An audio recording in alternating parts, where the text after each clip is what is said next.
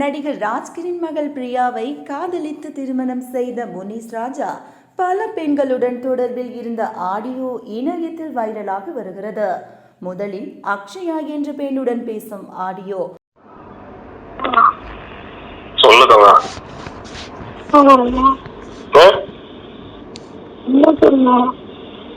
என்ன கேட்டேன்?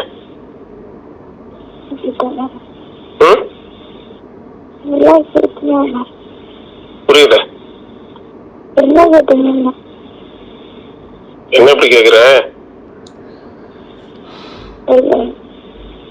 I love you சொல்லு. கட்டிக்கிறேன்னு சொல்லு.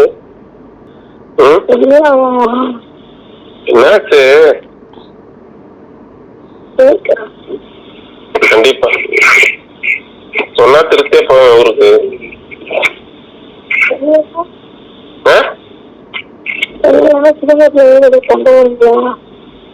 சண்டை எதுக்கு வந்துட்டு போறேன். இன்னும் ஃபீல் ஆகும். என்னாச்சு இவ்வளவு கெஞ்ச விடுற?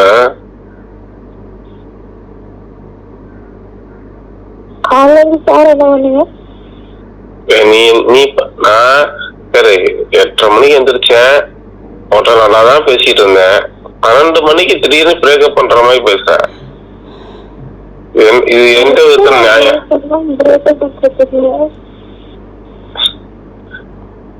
12 மணி வரை நல்லா தானே பேசிட்டு இருந்தோம். அதை விடு. எனக்கு அதுல அது சரி, அது எதுவும் கான்ட்ரவர்சி ஆயிடக்கூடாது, நம்ம தேவையில்லாம டைலாக்ஸ் வந்துடக்கூடாது, வார்த்தை விட்டுறக்கூடாது.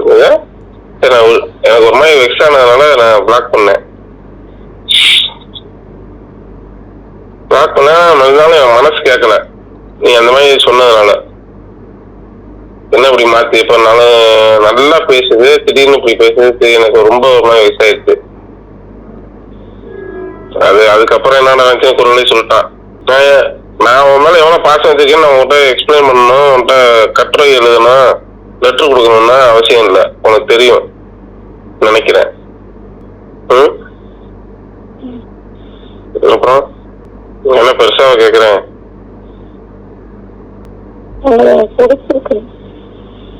ஓகே.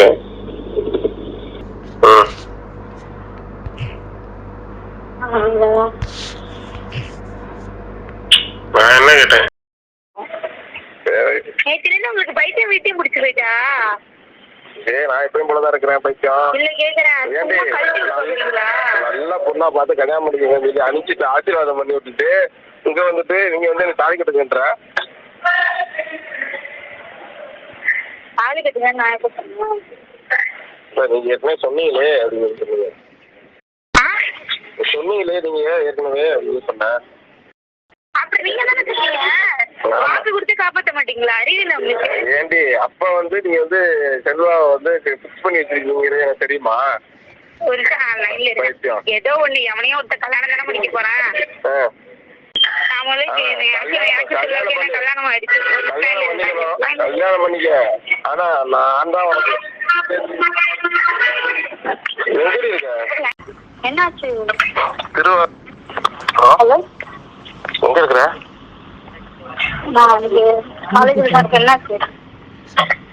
என்ன புதுசா ஒரு பெரிய குண்டத்துக்கு போடுறாங்க? என்னாச்சு? திருவாரூர்ல டீம் சொன்னாங்க. என்ன ஆக்சுவலா நான் கேக்குறேன், தப்பா இருக்க? என்ன கம்யூனிட்டி? புரியல. என்ன கம்யூனிட்டிமா? யாரு? நீதான். கேட்பீங்க இந்த தேவரன் தானே சொன்னீங்க?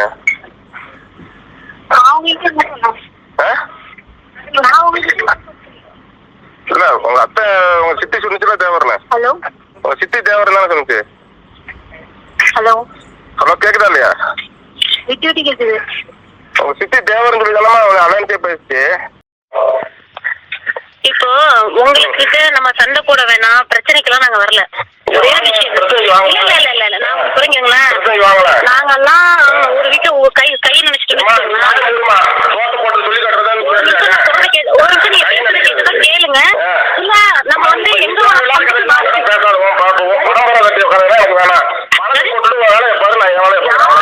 பூபதியை பற்றி பணம் போய் பாத்துக்குவோம், எல்லா வேலையும் பாத்துக்குவோம். நீ அத்தியாவுக்கு டார்ச்சர் பண்ண வீடியோ எல்லாம் சரியா? நீ நல்லா அந்த எங்களுக்கு அனுப்பணும். பொம்பளை போய் நீ என்கிட்ட கேட்டு நீ நல்ல ஆர்டர் சொல்ற சரி உன்னை நம்பி நான்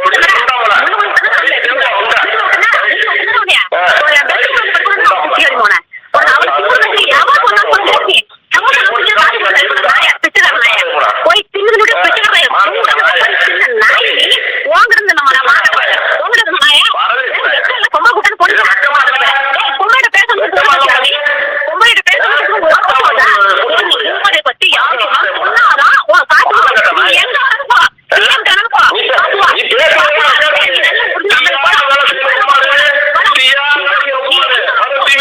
வந்து யாரு சொன்னாலும் போன நீ சொன்ன எவன் சொல்ற ரோட்டம் வந்தா நாயா போயிட்டு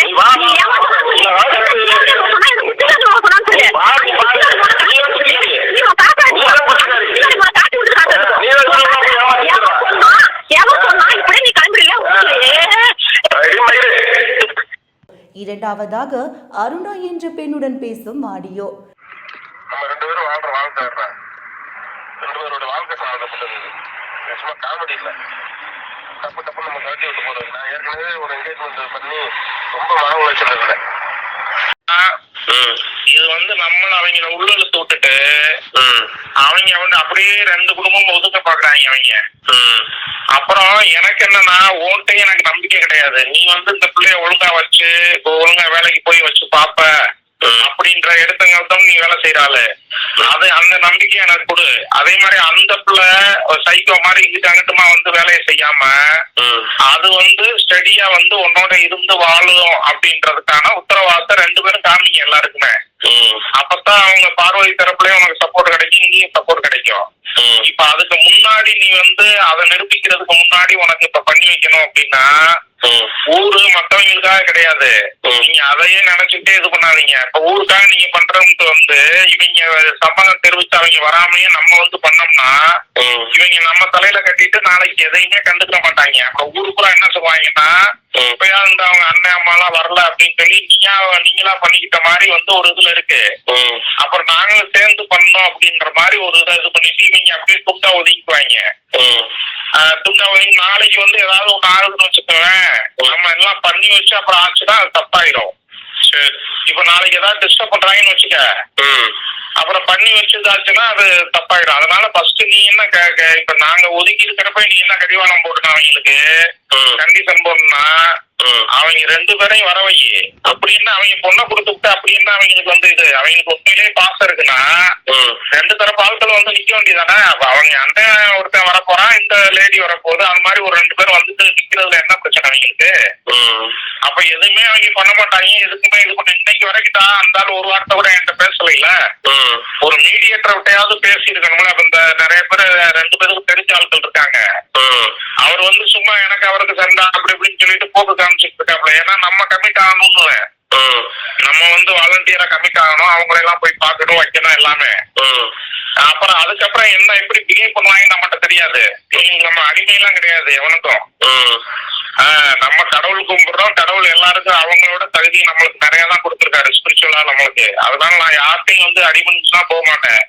எனக்கு வந்து நான் நியாயமா உனக்கு நல்லதுக்கே நான் என்ன சொல்றேன்னா 1 இயர் கழிச்சு நீ வந்து ஒரு ரிசப்ஷன் மாதிரி வச்சுக்க. ஒரு 1 இயர்னா ஒரு 8 மாசத்துல ஒரு குழந்தைய பெற்றுக்க. ஒரு 8 மாசத்துல வந்து ரிசப்ஷன் வை. ரிசப்ஷன் அதுக்குள்ள எல்லாம் ஊருக்குலாம் தெரிஞ்சு ஒன்னும் ஆக போறது இல்லை. இங்க தெரிஞ்சாலும் தெரிஞ்சுட்டு போகுது, அதை பத்தி பிரச்சனை இல்லை. அப்ப கல்யாணம் பண்றப்ப யோசிக்கிறவன் இப்ப தெரியுது நான் யோசிக்க போறேன் நீ. அதனால வந்து 8 மாசத்துல ரிசப்ஷன் வச்சு அப்ப எல்லாரும் வந்து ஒண்ணு சேர்றாங்களான்னு பாரு. அது ஒரு ஆப்ஷன். அப்படி இல்லை அப்படின்னா நீ வந்து இப்ப பண்ணணும்னா அவங்க 2 தரப்பையும் கூப்பிடு. இல்லைன்னா நான் வரமாட்டேன். நான் வந்து உனக்கு நல்லதுக்கு தான் சொல்றேன். நான் வந்து இப்ப நானும் அம்மா வந்து நின்றுட்டோம்னா அதோட உனக்கு இருக்கிற ஹோல்டு பூரா முடிஞ்சுச்சு. இப்ப நம்மளும் கோபமா இருக்கோம்ன்றதுல அவங்களுக்கு ஒரு சின்ன ஒரு இது இருக்கும், ஒரு பயம் இருக்கும், எல்லாமே இருக்கும். இப்ப நாங்க வந்து சரண்டர் ஆயிட்டோம்னா உனக்குள்ள ஹோல்டே போயிடுச்சு, அவ்வளவுதான்.